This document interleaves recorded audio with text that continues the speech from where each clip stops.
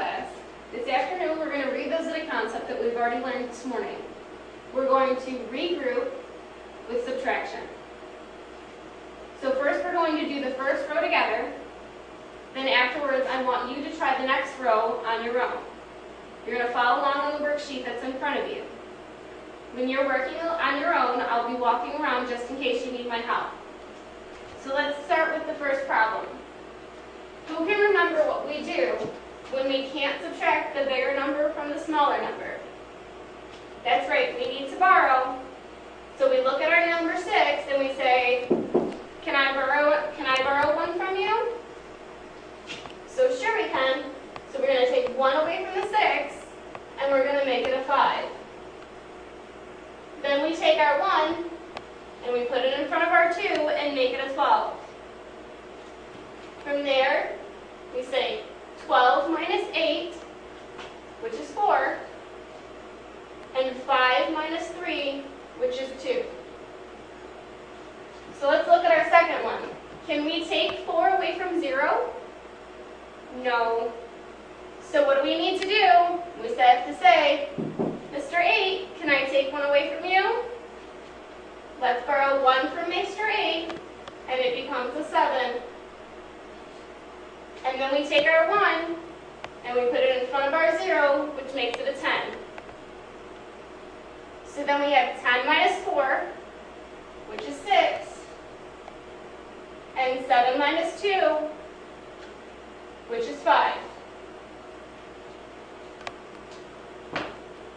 So let's look at our third problem. Can we take 7 away from 3? Nope, 7's bigger than 3. So we have to borrow from our 7. So we say, can I borrow 1 from you? Sure. Let's cross out our 7 and make it a 6. So then we take our 1 and we put it in front of the 3 and it makes a 13. So then we say 13 minus 7 is 6 and 6 minus 2 is 4. So let's look at our next problem. Can we take 5 away from 6? Yes, because 5 is a smaller number than 6. We only need to borrow when our numbers are bigger than our top number. So 6 minus 5 is 1, and 5 minus 4 is 1. So let's see, do we have any questions? Let's go over our rules one more time. If our bottom number is smaller than our top number, but bigger than our top number, then we have to borrow from our neighbor. If our bottom number is smaller than our top number, then we don't need to borrow. How many do we borrow? Just 1, never more than 1. We put our 1, we put it in front of our top number, and it becomes a 10, a 13, a 10, or a 12. Okay, so now what I want you to do on your worksheet, I want you to follow along, and I want you to do 5 through 8.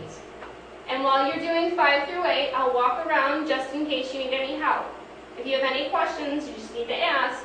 So let's remember, when our bottom number is bigger than our top number, we borrow from our neighbor. We borrow 1 from our neighbor and put it in front of our number.